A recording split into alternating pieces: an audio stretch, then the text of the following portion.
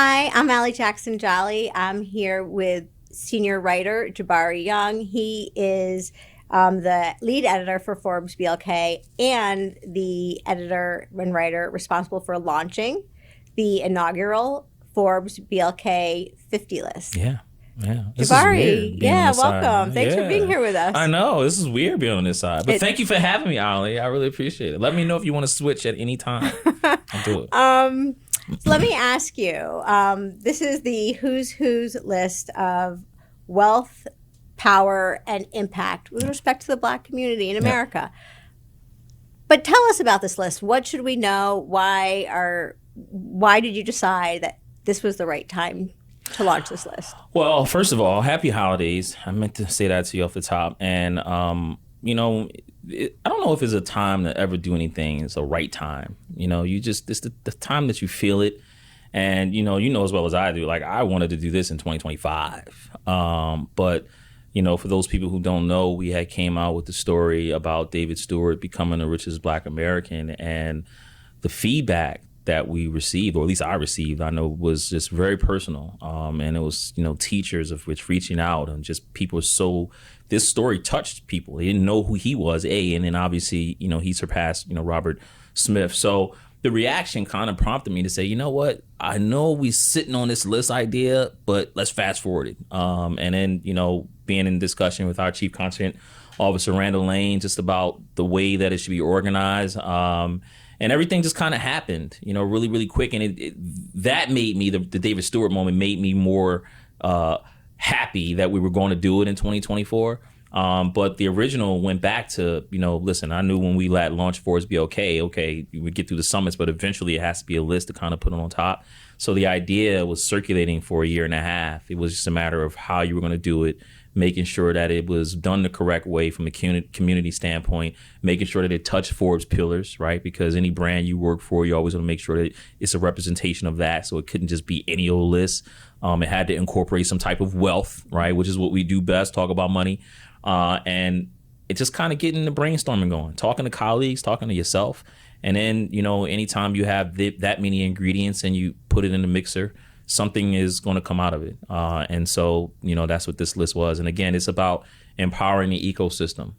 It's more so, it's not just the names on it. It's just making sure that people know that there are a whole bunch of individuals and a whole bunch of business sectors doing a whole bunch of great things. And here's why you should know who they are. Some of who you do know who they are, but this is why you should know what they're doing, because they may be celebrated in their business and what they do from a career standpoint, but in the business world, as you know, Ali, two different worlds. Yeah, so we're going to dig into those names who are on that list. But before we do that, anyone who has read your list, read your intro post for the list, they know that you referenced that Forbes did publish a ranking of the wealthiest Black Americans back in 2009.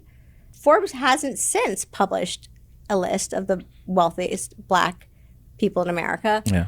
I'm going to push back again. Why did you decide, there was that empty space, and then in 2025, boom, here it comes. Why? Forbes has a lot of, I don't want to use the word old, but in this kind of world, they have a lot of old, great IP of stories and of Black entrepreneurs who they've written about, who they touched.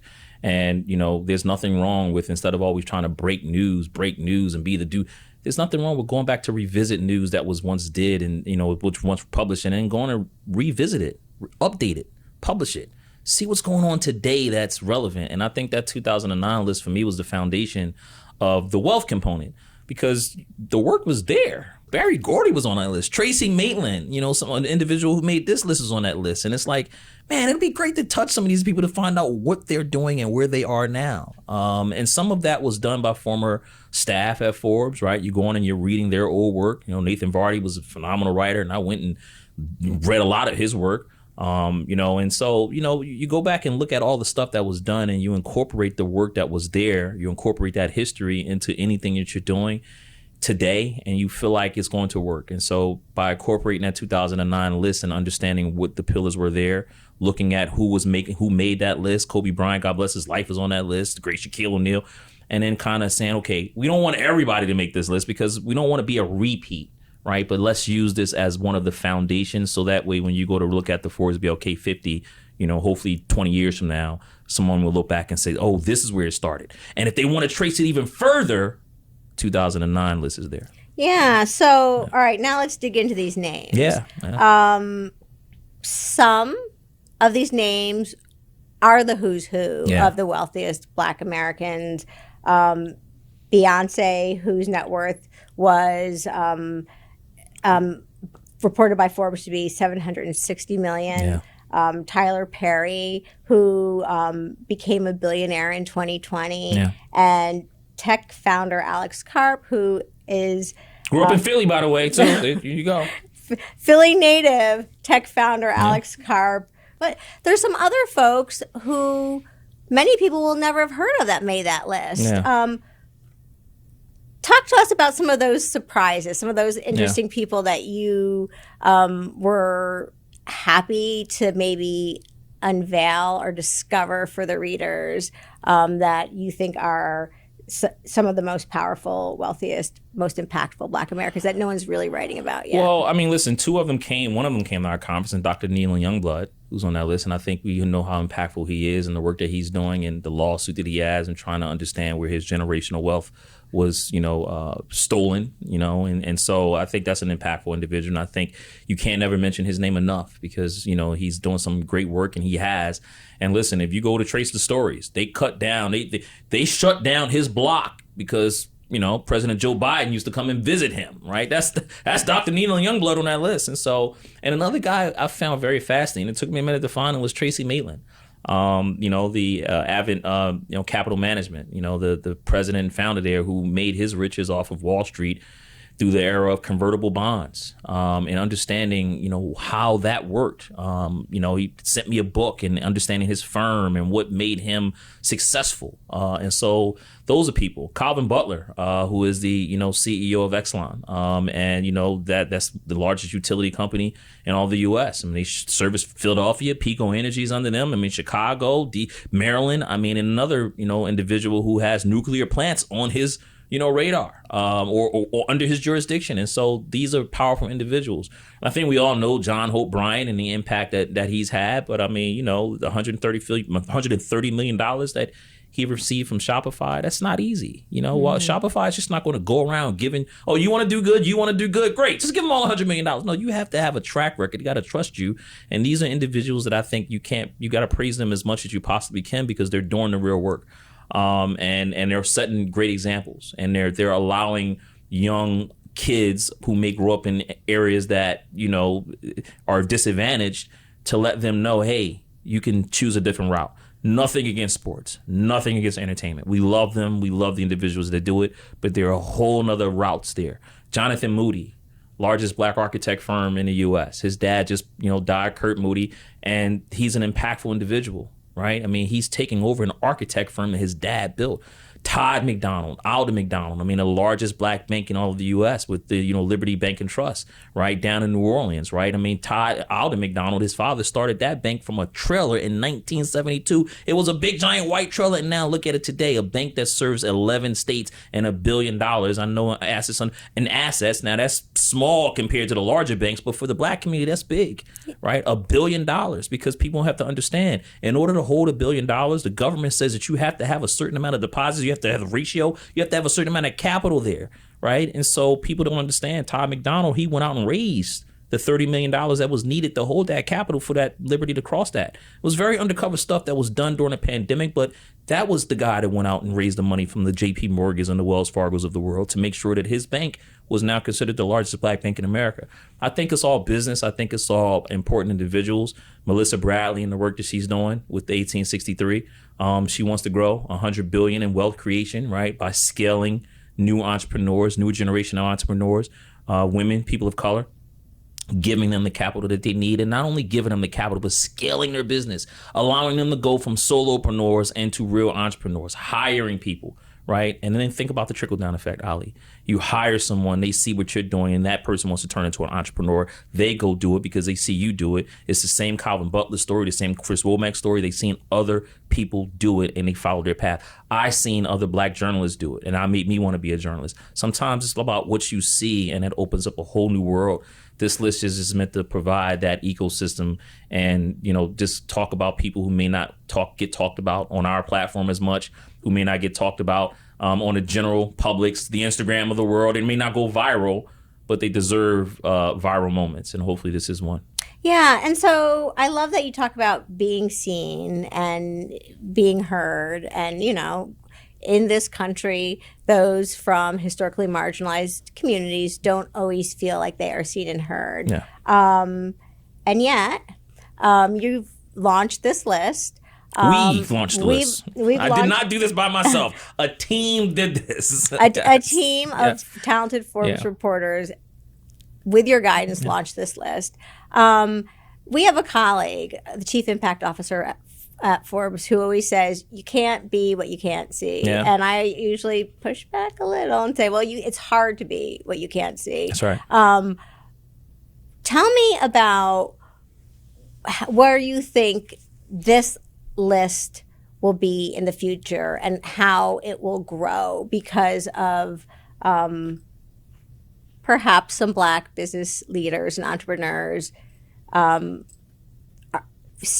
see themselves of the future on this list.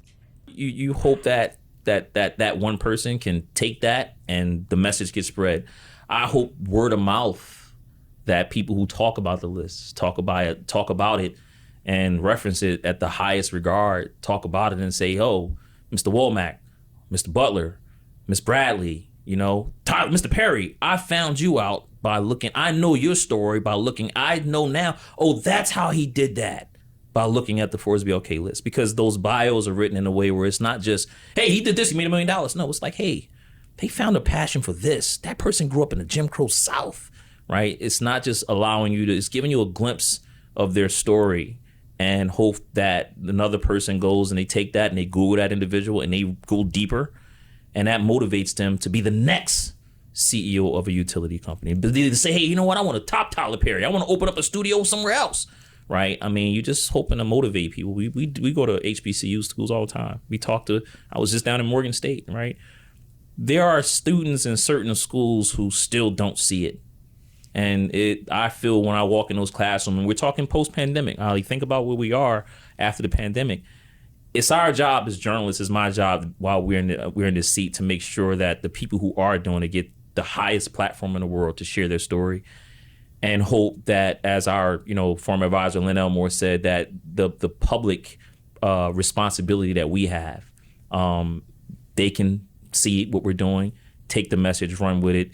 The outcome will take care of itself. Let's talk about ForbesBLK and why this is a unique list because of the community behind ForbesBLK. Those who don't know, ForbesBLK is not only an editorial platform, it is also a physical community made up of Black entrepreneurs, leaders, professionals, community builders. How was the ForbesBLK community involved in this list? How did it inspire it, or how did it maybe help source story ideas? Yeah, I mean, listen, as you go through, credit to yourself, my colleague, Maggie McGrath. I mean, working with you guys and understanding the way lists should be put together. Methodology is a key part of that. And working and seeing the old list that, I know Maggie has worked on, and understanding, okay, what methodology? Okay, you know what? Let me just start like I don't know anything. Let's call up my, the friends that I met at Goldman Sachs when I was looking at the, 1 million Black, to find out like, hey, what do you guys look for in entrepreneurs, right? And then call up to other VC firms, make sure that banks are the top by calling up the, FDIC, and, you got this journalism work to be done. And then there's the other side. We did go through a public nomination to go and maybe find out names, and we found a lot that we did not know, let alone people who maybe we weren't looking at that our community says, well, you need to, right? So I'm very proud of that when we go through that public nomination, well, the only way to pick those names off the public nomination after we vet them, right, to make sure that these individuals are lining up, the ways you're impacting your work, right? Is it vanity? Is it me? Or is it trying to really uplift community? Prove that. What does that mean? And so this is where our community members, we expect that they're holding us accountable when we vet those names and say, okay, here you go. Now they're going to do the rest of the work. Now, what does that mean, right? We presented them the names that we've received from them nominations, public nominations, and you send it right back to the public. Hey, our advisory members are members of the public. Here are names who we vetted. Here are names who we believe they are eligible to make a Forbes list. Now, I don't think that everybody on there should make the list, right? But that's not I can't call that. That's for the members. My job was to vet them. My job was to share the names with our community manager, Aisha Mendez, yourself, to make sure that you guys are holding me accountable, right, based off of what I saw. And if you have any pushback, let's discuss that from an editorial standpoint to understand where we can get to a good place, right? That's true journalism. And then once we do that, the community members go out and we put up a voting mechanism, and they voted on the people, and we took the highest scores, and those people make the list. Okay, so last thought. Yeah. Do you want to give us a sneak peek? We have the list for what Forbes does very well. We have a list. We have a summit. Will you give us third, right? We were first. Remember, we were the inaugural ForbesBLK summit, and now we're talking about the third. I mean, listen, it's there. It's there. That's the next part of this. The first one is to get the list out of the door. Now is to accumulate all those names and summon them to the summit. So that way we can talk about these things through a form of live journalism. So can't give away the date and all that good stuff, but it's going to be in the springtime. We can say that. We learned a lot from being in June, right? We know it was a lot hot, and we have goals now in incorporating the HBCU, looking at the jobs of tomorrow. And we talk about those CEOs who are on it from utility companies. Well, now we have to bring them on stage so we can let them talk to a whole bunch of young group of entrepreneurs about ways that they can grow, whether it be through their career, whether it be through, being an entrepreneur, or whether it be, hey, listen, they might want to go and work for this Southern company one day, right? Now you have the CEO right there. And then listen, turning that into a luxurious experience. I'm excited about the third one because, on this one, we're going to introduce the Community of the Year Award, and incorporating that to let people know, back to your question about why we incorporate the community, let people know not only are you guys helping us, we want to recognize you, because we understand that having that award on your resume, it just may allow you to get that job. Yeah. Now we are out of time. Jabari Young, thanks for being here. Thanks for telling us about this list. We'll see you soon. Absolutely. Thank you.